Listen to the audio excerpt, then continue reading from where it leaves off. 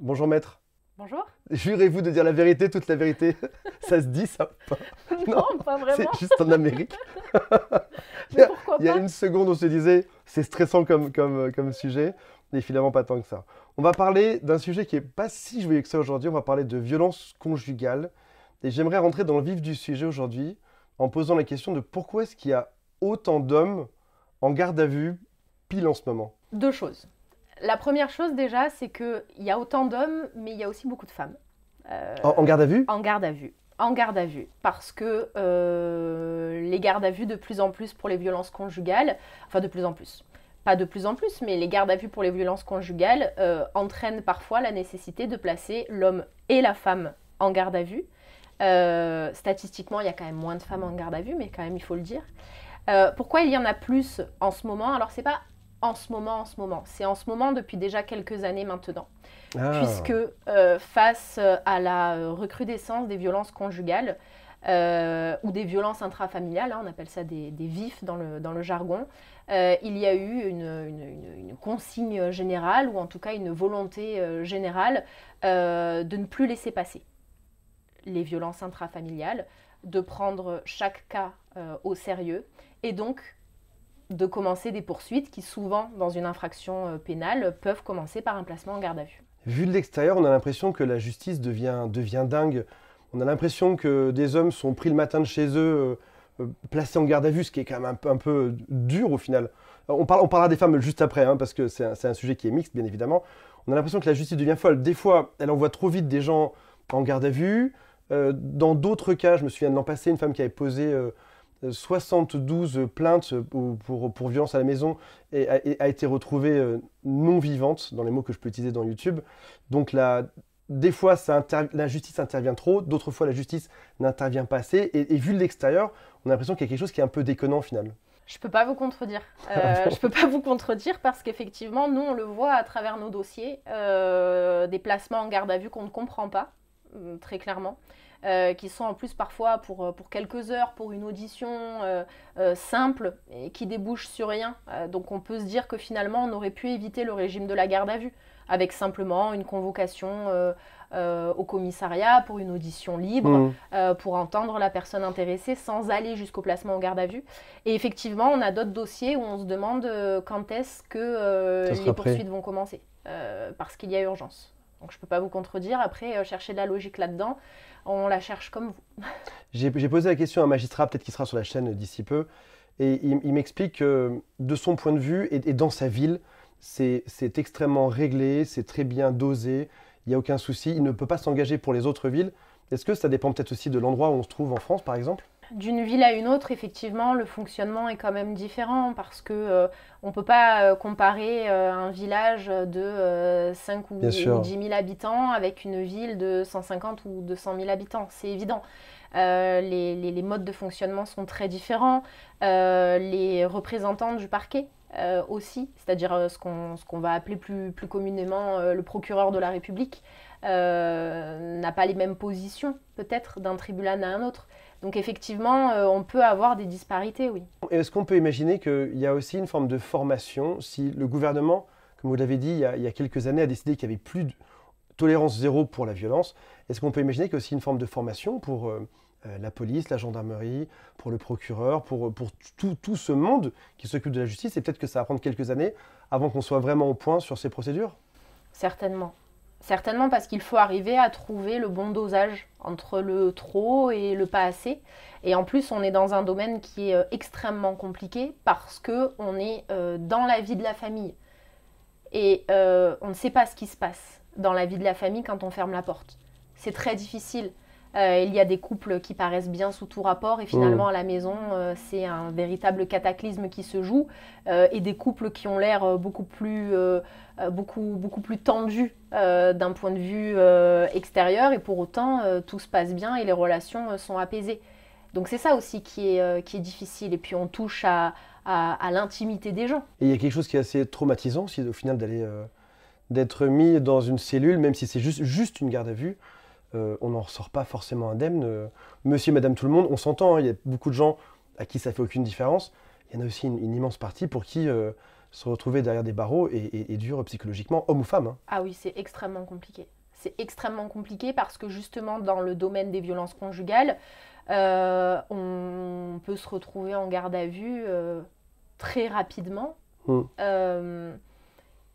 en n'ayant absolument aucune conscience de ce qu'est un commissariat, une procédure pénale, une garde à vue. C'est monsieur et madame tout le monde.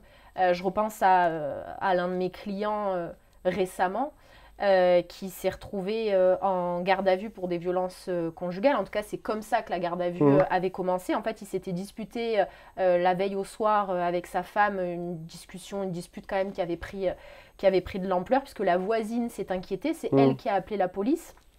Et ils sont venus chercher monsieur. Alors là, en l'occurrence, ils sont venus chercher que monsieur, alors que les cris étaient réciproques. Et il a fait 24 heures de garde à vue. Il est sorti finalement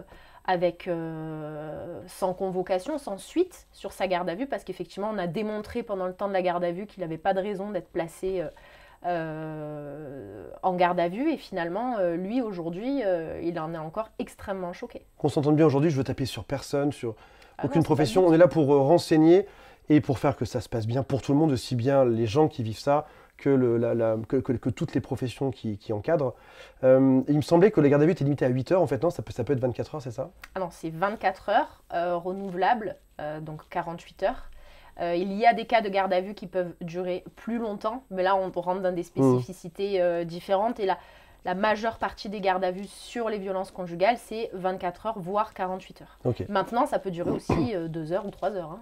La justice fait de son mieux. Tolérance zéro depuis quelques années. On voit que ça doit entraîner forcément quelques extrêmes. On va trop vite en besogne pour mettre des gens en garde à vue, ou des fois on est encore dans l'ancien monde où on prend trop son temps et on fait rien. On peut avoir l'impression, en tant que personne externe à tout ça, que certains avocats poussent à aller vite déposer plainte pour violence en cas de problème. Et je dis ça, c'est probablement un gros préjugé. L'impression qu'on a, c'est que chaque avocat, pour se défendre, va dire à leur client, allez vite déposer plainte pour violence et on fera le tri après. Là où des fois, c'est pas forcément nécessaire, on viendra après sur les cas où c'est clairement nécessaire. Là où des fois, c'est pas forcément nécessaire, et donc on a l'impression que les avocats peuvent venir semer le trouble parfois au sein d'un couple parce que pour se protéger, allez vite porter plainte. C'est difficile de vous répondre parce que je ne suis pas dans le bureau de mes confrères. D'accord. Donc je ne sais pas comment mes confrères travaillent. Moi, je sais comment moi je travaille, mais je ne sais pas comment mes confrères travaillent. Après, il y a une réalité. C'est que quand on a un client qui rentre dans notre bureau et qui nous confie effectivement qu'il est sujet à des violences, forcément, on a un devoir de conseil. Et le devoir de conseil est d'entamer une procédure parce que subir des violences n'est pas acceptable. Bien sûr. Et le premier palier de la procédure, c'est le dépôt de plainte, éventuellement la main courante si on est dans quelque chose de moins alarmant. Mais en tout cas, est-ce que derrière, il y a une volonté d'attiser un feu? C'est difficile de répondre je pense que ça. c'est pas attiser un feu, c'est plutôt se protéger. Un peu comme un médecin aujourd'hui, dès qu'il a le moindre doute, il va dire « allez faire tous les tests nécessaires ». Et on va t'envoyer faire des scanners gigantesques, des fois, même, il n'y a même pas forcément besoin. S'il y a un doute, pour ne pas que sa responsabilité soit mise en doute, il va envoyer vers des tests le médecin beaucoup trop gros souvent. Ça se fait quelques temps qu'on l'observe. Et ma question est simplement, est-ce que d'un point de vue de l'avocat, est-ce qu'il n'y a pas pour se protéger, parce que si jamais il y avait vraiment un problème, ce serait grave par exemple pour l'avocat de dire « allez, dans le doute », on va déposer plainte. Et en fait, vous me dites que non. Il n'y a pas de mot d'ordre, en tout cas. Il n'y a pas de mot d'ordre par rapport à ça. Non, il n'y a pas de mot d'ordre. Et puis, en l'occurrence, l'avocat est indépendant, donc il n'y aurait pas vraiment de mot d'ordre à recevoir sur ce sujet-là. En revanche, ce qui est certain, et il n'a rien à craindre, que... donc il n'y a même pas de risque derrière. Il y a toujours un risque professionnel. On engage notre responsabilité dans tout ce qu'on dit et dans tout ce qu'on fait. Donc, évidemment qu'il y a un risque. Mais attention, encourager quelqu'un à déposer plainte si ce n'est pas nécessaire, c'est tout aussi risqué. Et on engage tout autant notre responsabilité. Parce que le dépôt de plainte n'est pas anodin. On va déposer plainte et puis après on va rentrer à la maison. Qu'est-ce qui va se passer? Qu'est-ce qui va se passer quand le conjoint va être auditionné? Quelles sont les suites? Enfin voilà, il y a un effet aussi boule de neige qu'il faut prendre en considération. Déposer plainte, c'est pas aller acheter une baguette de pain. Donc c'est pour ça que c'est aussi le rôle de l'avocat d'écouter, de comprendre et ensuite de conseiller, dans un sens ou dans un autre. En tout cas, ce qui est certain, c'est qu'aucun acte de violence, quel qu'il soit, n'est tolérable. Ah, évidemment. Et on va y revenir dans un instant, évidemment. On m'a dit, est-ce que c'est vrai ou est-ce que c'est faux, qu'on devait déposer plainte, il n'y avait plus de main courante. Et c'est ce que j'ai déjà entendu auprès de policiers ou de gendarmes. La main courante n'existe plus, maintenant il faut poser plainte. Alors, la main courante existe Ah toujours. oui. La différence Pourquoi entre ils les disent deux. ça alors? Alors, je sais pas pourquoi ils disent ça. Vous savez, il y a des bons et des mauvais professionnels de partout. Hein. Il y a des bons et des mauvais avocats, il y a des bons et des mauvais policiers. La main courante existe. C'est un mécanisme juridique qui existe. Ok. La différence avec le dépôt de plainte, c'est que la main courante, elle a un objectif qui est plus, on va dire, pas préventif, mais ça permet d'acter une situation au commissariat. Le dépôt de plainte, lui, il va entraîner l'ouverture ou non d'une procédure. La main courante, non.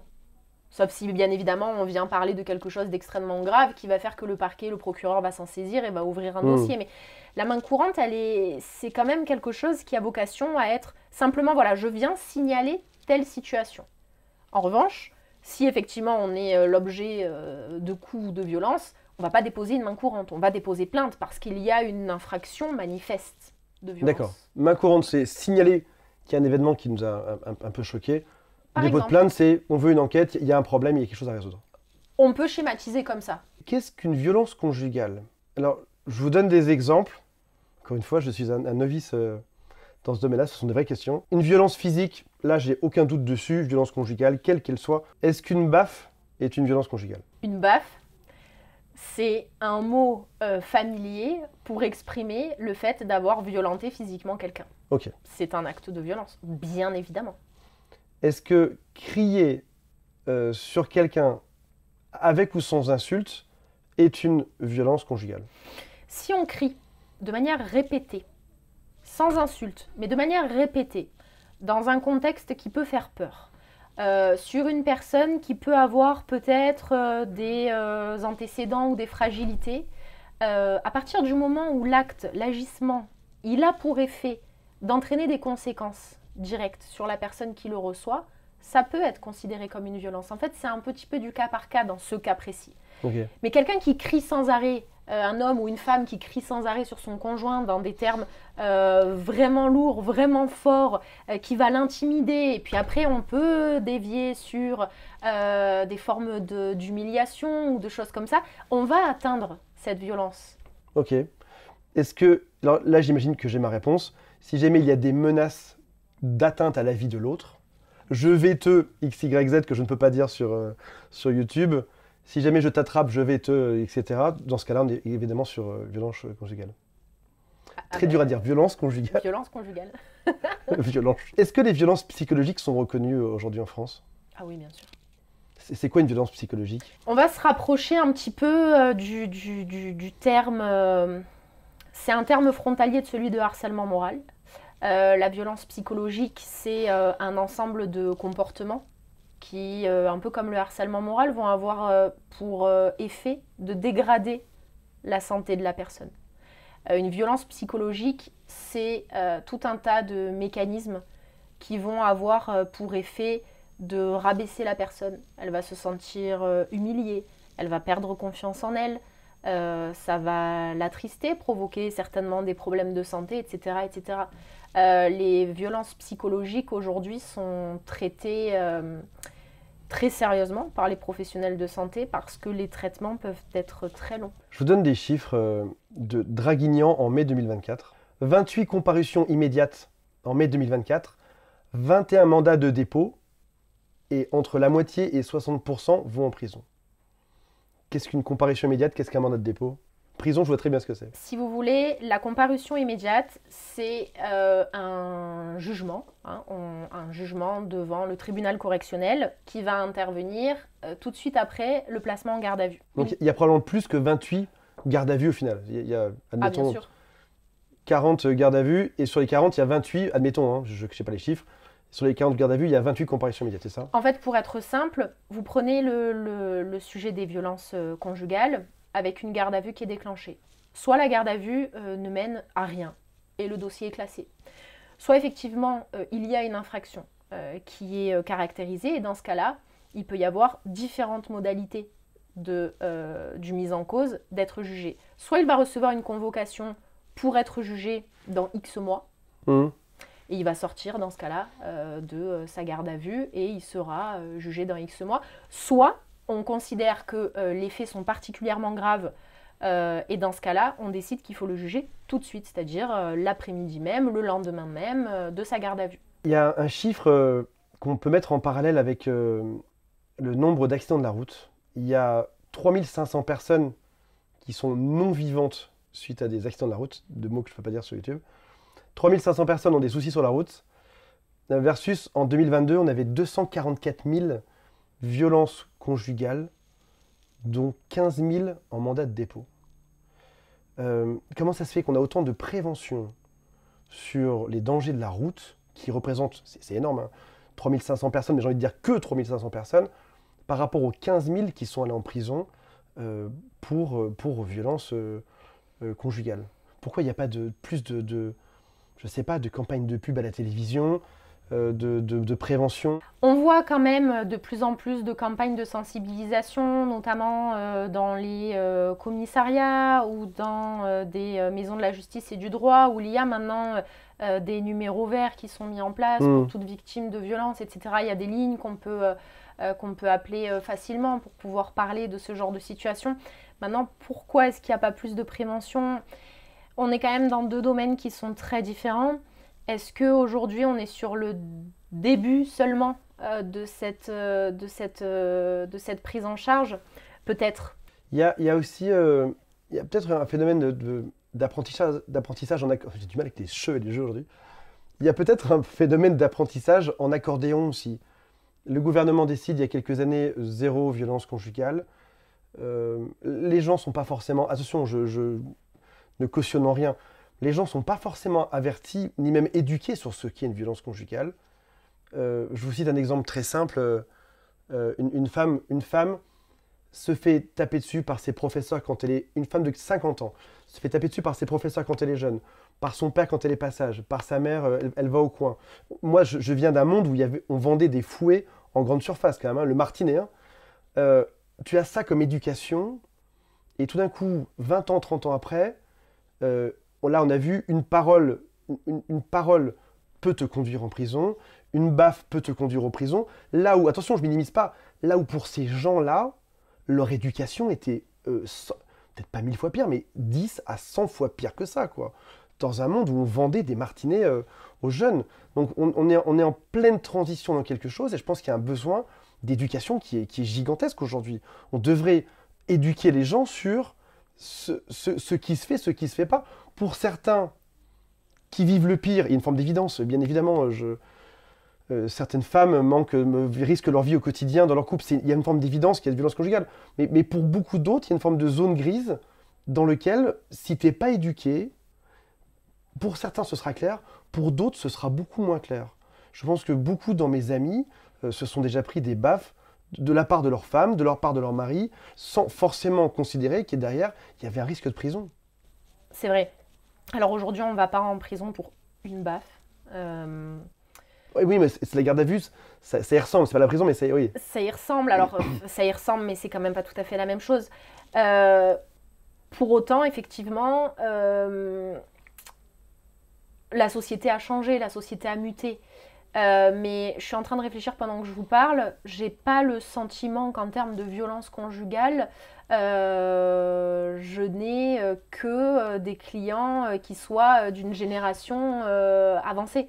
C'est-à-dire qu'aujourd'hui, on a également beaucoup de jeunes qui n'ont pas connu l'époque du fouet, qui n'ont pas connu. Ouais. Et pour autant... Donc c'est pas qu'une question de génération. Non. Il y a aussi une éducation tout court à faire aux gens, peut-être même à l'école en réalité. Mais aujourd'hui, on en parle plus aussi. On commence à en parler, ouais. On parle plus. Je veux dire, avant, effectivement, ce que j'entends parfois comme des violences légères, alors j'aime pas vraiment ce terme, mais ce que j'entends comme les violences légères dans le couple, la baffe, pour reprendre le terme, on en parle beaucoup plus certainement qu'il y a 15, 20, 30 ans. Pour autant, ça reste une violence et elle n'est pas cautionnable. Ouais. Mais je comprends qu'on puisse s'interroger dessus. Mais à un moment donné, il faut bien définir une frontière. Où est la limite de l'acceptable Évidemment, mais dans ce cas-là, il faudrait, à mon sens, prévenir... génial l'initiative du gouvernement il y a 2-3 ans, génial. Mieux former tout le corps de la justice là-dessus, que ça semble un peu raccord dans tous les domaines, hein, aussi bien côté juge, avocat, policiers, gendarmes, etc. Et même nous, enfin nous les personnes lambda, qu'on soit tous bien au courant de ça, qu'on sache où est-ce que ça se situe, parce que le curseur des gens n'est pas toujours au même endroit. Ah bah là aujourd'hui Et- le et- curseur il est simple, c'est qu'il n'y a pas de violence. Bah, même si je sais que ce que vous allez me dire, Évidemment. c'est qu'est-ce qu'une violence et où elle va se Mais c'est définir. ça la question. Voilà. Et encore une fois, je ne veux pas que mon propos soit mal interprété. Je suis à 100% zéro Ah violence oui, oui, conjugale, bien sûr. etc. Seulement, si une femme italienne a tendance à crier pour s'exprimer et acheter des casseroles dans la maison parce que sa mère faisait pareil, sa grand-mère faisait pareil, d'un coup elle va en prison et elle y reste 24 heures, il y a quand même une forme de traumatisme derrière à t'expliquer que bah, ça c'est une forme de violence, quoi. Tout à fait, tout à fait. C'est bien là que nous, avocats, on développe aussi une certaine pédagogie et devoir de conseil, etc., auprès des gens pour leur Hmm. expliquer, justement. Parce que nous, comme vous, hein, on est confrontés à des personnes qui nous disent mais je comprends pas. J'ai fait ça, mais je pensais pas que c'était mal. Ouais. J'ai une dernière question par rapport à ça aujourd'hui. Et j'invite toutes les personnes à laisser des commentaires en dessous. Comme ça, si jamais on refait une interview dessus, on pourra en parler de la suite. En tout cas, on amorce bien le sujet aujourd'hui. Euh, Est-ce qu'il y a des répercussions entre violence conjugale et divorce? En termes de répercussions, je veux dire, est-ce qu'il y a des répercussions financières sur la garde des enfants, sur euh, en quoi ça peut changer un divorce? Ah bah, les violences conjugales reconnues, considérées telles quelles, etc., sont une faute hein, dans le cadre du mariage. C'est-à-dire qu'effectivement, dans les obligations que les époux se doivent entre eux, il y a quand même, en tout cas dans les obligations, dans les interdictions, lever la main sur son époux, sur son épouse, ça c'est clair et ça fait pas débat. Donc à partir du moment où il y a des violences conjugales dans un couple marié, bien évidemment que ça peut être une cause de divorce pour faute. Et qui dit divorce pour faute, dit potentiellement une indemnité parce qu'il y a un préjudice moral. Si les violences sont telles que ça peut mettre en danger la vie des enfants, la question va se poser aussi sur la garde des enfants. Voilà, alors il n'y a pas de mécanisme... Enfin, tout est fait au cas par cas, c'est-à-dire que de quoi parle-t-on très exactement hein, Oui. voilà. Mais en tout cas, les questions peuvent se poser, ça c'est certain. C'est certain. Laisser un parent qui est violent, laisser un enfant à un parent qui peut se montrer violent ou qui s'est déjà montré violent, Hmm. parce que quand on parle de violence conjugale, on parle aussi potentiellement de violence conjugale devant les mineurs, devant les enfants, et même de violence sur les enfants également. Donc forcément que ça peut avoir une incidence ensuite sur la suite. Et sans faire le scénario Netflix, est-il possible, et encore une fois, je suis 100% contre les violences conjugales, est-il possible qu'une personne aille porter plainte, déposer une plainte à la police, en ayant tout un objectif derrière de gagner financièrement quelque chose pendant le divorce, ou est-ce que c'est impossible? Ou est-ce que c'est assez bien fait? Je sais pas, je prends un cas extrême, il y a eu des cris, les cris sont enregistrés, on montre à la police qu'il a crié, donc il y a ci, il y a ça, donc il y a compensation financière, donc il n'y a pas de prestation compensatoire. Je dis ça, je dis des chiffres, des termes que je connais pas, hein. Est-ce qu'il y a une incidence derrière? Est-ce qu'il peut y avoir une incidence financière à porter plainte, même à tort? Mais tout est possible. Tout est possible. C'est super inquiétant. Non mais clairement, C'est clairement. super inquiétant. Je pense que... Vous avez un exemple? bah, oui, moi j'ai l'exemple, alors c'était pas mon dossier directement, je l'ai récupéré dans un second temps ce dossier-là, mais c'est un dossier qui commence avec effectivement un dossier de divorce relativement classique. Et puis la mère demande la garde exclusive des enfants, le père lui demandait une garde alternée, donc Mhm. une semaine, ce qui était absolument insupportable pour cette dame, qui du coup est allée monter hein, puisque c'est le terme, un dossier, en disant que le père s'était montré violent, qu'il y avait tout un passif de violence, qu'elle était inquiète pour les enfants, elle est allée faire des signalements en ce sens-là. Donc monter signifie que c'était faux, hein, dans C'est-à-dire ce que cas-là. c'était faux, tout à fait. Là, pour le coup, tout était faux. Et effectivement, forcément, la machine juridique s'est mise en route, hein, puisqu'il y avait Qu'est-ce qui s'est passé? eh ben, le père a été entendu, il a été placé en garde à vue. En attendant, la procédure de divorce a été a été retardé, puisque ici, il y avait un certain nombre de questions qui se posaient concernant les enfants, etc. Et puis assez rapidement, l'enquête a démontré qu'il n'y avait rien de tangible. Et puis moi, quand j'ai récupéré le dossier bien plus tard, je me suis rendu compte effectivement que tout était faux et que la manœuvre visait à enlever le droit de garde du papa. Mais ça n'a pas été réussi dans ce cas-là. Ça n'a pas été réussi. Là, ça n'a pas abouti. Heureusement. Là, ça n'a Mais pas on pourrait abouti. imaginer que ça réussisse ou pas? Non. Bah, pourquoi pas? Pourquoi pas? Pourquoi pas? C'est bien le problème. Est-ce que la justice est juste? Est-ce qu'on peut poser ces questions à une personne qui est avocate? Est-ce que la justice est juste généralement? La justice fait avec les documents qu'on lui donne, le dossier qu'on lui donne, mais la justice, elle est représentée par des êtres humains. Donc, il y a forcément une marge d'erreur, même si le terme n'est pas bon.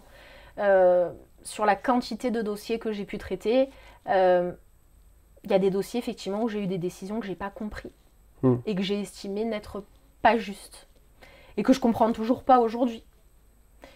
Et puis, il y a d'autres dossiers dans lesquels je ne m'attendais pas à avoir un résultat aussi bon que celui que j'ai obtenu. Et je me suis même dit, tiens, c'est étonnant pour l'autre partie. Donc, on l'a tous vécu, ça. On l'a tous vécu. Maintenant, d'où est venue la difficulté? Le problème, c'est qu'aujourd'hui, des dossiers, il y en a énormément. Énormément. Il y a plus de dossiers aujourd'hui qu'à l'époque? Alors, il y a plus de dossiers, certainement, et les moyens n'ont pas suivi. Donc aujourd'hui, effectivement, les magistrats sont aussi débordés. On a des délais qui sont de plus en plus longs. Les tribunaux sont saturés. Et donc, forcément, c'est compliqué, j'imagine, de travailler dans ces conditions-là. Ok. Ça fait froid dans le dos, ça fait peur quand même, non? Non, il ne faut pas, parce que je pense qu'en travaillant sérieusement, en travaillant bien, on obtient des bons résultats. Après, les cas extrêmes existent. Maintenant, dans la plupart des dossiers, enfin, je parle pour les miens, il n'y a pas de grosses surprises non plus. Alors, on en a. Ça arrive, mais arrive. Majoritairement? Moi, majoritairement, Lesquels? peut-être que si vous interviewez un autre avocat, il vous dira l'inverse. Mais en tout cas, moi, majoritairement, dans la plupart de mes dossiers, j'ai des rapports avec les magistrats qui sont bons, j'ai des rapports avec des confrères qui sont bons, des rapports avec des clients qui sont bons. Et quand on est dans ce cadre de travail-là, on peut travailler aussi. Voilà, on peut travailler sereinement. Et ça, c'est important. D'où l'importance du lien entre l'avocat et son client. Ouais. Pouvoir travailler tranquillement, en pleine confiance, donner les documents quand on en a besoin, etc., en temps et en heure. Ça, c'est important pour avoir un dossier solide. Est-ce que vous pourriez rappeler, pour finir la vidéo, dans quel cas on part à la police ou dans quel cas on va à la gendarmerie, dans quel cas on va voir un avocat en cas de violence conjugale? C'est difficile à dire parce que c'est vraiment du cas par cas. Mais je peux pas donner de grandes lignes directrices sur ça. Ça dépend. En tout cas, ce qui est certain, c'est que il y a des comportements dont on sait au fond de nous-mêmes qu'ils sont pas normaux. Et à partir de là, déjà, vous savez, il faut s'écouter. Ouais. Faut s'écouter. On sait quand même quand il y a quelque chose qui n'est pas normal. On arrive à reconnaître quand même dans le couple l'excès de colère qui a dérapé et qui nécessite peut-être une grosse discussion, voire une thérapie de couple, et l'excès de colère qui n'est pas normal. Donc, déjà là, vous avez un indicateur. Avant d'aller déposer plainte, s'il y a un vrai doute, pourquoi pas prendre effectivement une consultation avec un avocat? C'est important. Consulter, se renseigner. On parle toujours de la honte de la personne qui est victime. La honte, et puis comme vous l'avez très bien rappelé, c'est aussi la peur de dégrader la relation. Beaucoup de victimes se disent, et j'en connais, hein, je préfère, hommes et femmes, hein, je préfère prendre sur moi, ne rien dire, espérer que ça ne revienne pas, parce que j'ai honte d'avoir été victime de ça. Je connais même vraiment des hommes, des femmes, costauds, moins costauds, célèbres, moins célèbres, qui ne se verraient pas aller porter plainte parce que c'est une forme de honte derrière. Et il ne faut pas hésiter à poser les questions, se renseigner. Bien sûr. C'est probablement aller voir la police, c'est 1 heure de sa vie. Poser les bonnes questions, se renseigner. Si on n'a pas les bonnes réponses, c'est aller les reposer différemment, aller voir un avocat. Voilà, si vous avez des questions, des choses comme ça, moi je pense qu'il faut plus aller consulter un avocat que rentrer dans un commissariat parce que même s'il y a beaucoup d'officiers de police qui prennent en charge très très bien les victimes, mais c'est déjà de la prise en charge. Si on veut simplement s'informer, je pense que le recours à l'avocat au préalable, il est peut-être plus intéressant. On est soumis au secret professionnel. Oui. Rien ne sort de notre bureau. Et puis quand on a l'habitude de ce genre de situation, on peut dialoguer dans un sens qui peut être intéressant pour la personne, la rassurer, lui expliquer comment ça va se passer. Parce que parfois on a peur ou on a honte parce qu'on ne sait pas comment ça va se passer derrière. Et quand on en parle, finalement, on est rassuré. On sait où on va, on sait qu'on n'est pas seul. Alors on n'est que avocat, on ne peut pas être tout. Après il y a le relais aussi, éventuellement du psychologue, de l'assistante sociale dans certains cas, d'autres professionnels, clairement. Mais il ne faut pas hésiter à s'informer, ça c'est important. Moi je suis de l'école de la communication. Je pense que quand on communique, on est déjà sur le début de quelque chose. C'est primordial. Alors c'est vrai dans le couple, mais c'est vrai aussi en extérieur. On a l'impression d'un monde nébuleux, compliqué, injuste, vraiment l'impression de l'extérieur, c'est un monde où le hasard peut sortir. On imagine bien que majoritairement ça va être bien suivi, mais que ça va être même prendre rendez-vous avec un avocat parfois peut faire peur aussi. Là, ce que vous dites aujourd'hui, c'est on se décontracte, on se décomplexe, on prend des renseignements comme on le prendrait pour plein d'autres choses dans sa vie, pour changer de voiture, pour partir en vacances, pour prendre des conseils, c'est déjà de l'intelligence. Ah mais bien sûr. Et puis je dis pas que, attention, je dis pas que prendre des vacances, c'est comme les violences conjugales. Je fais très gaffe avec tous ces termes-là. Je dis juste que l'intelligence, c'est de prendre des conseils, et puis après ça, décider de ce qu'on en fait juste derrière. Oui, et je veux dédramatiser aujourd'hui, on prend des conseils, on se renseigne. Et ne pas hésiter aussi, vous savez, trouver l'avocat qui nous convient, c'est pas forcément, comment dire, quand vous n'avez pas d'avocat habituel, parce que vous n'avez jamais été confronté à quoi que ce soit qui nécessitait la présence d'un avocat, ça peut faire peur. Vous tapez avocat dans votre ville, vous allez en trouver des centaines et des centaines, on va vous en conseiller, vous allez en appeler. Il ne faut pas hésiter déjà à commencer ce travail-là, et puis il ne faut pas hésiter à se dire, tiens, j'ai eu maître un tel au téléphone, j'ai bien aimé l'accroche que nous avons eue, je vais prendre rendez-vous, on va discuter, ou au contraire, finalement, je vais peut-être essayer avec quelqu'un d'autre. Enfin, en tout cas, voilà, il ne faut pas hésiter dans tous les cas à aller chercher le professionnel qui va nous accompagner. Parfait. Merci pour toutes ces réponses. Je vous en prie.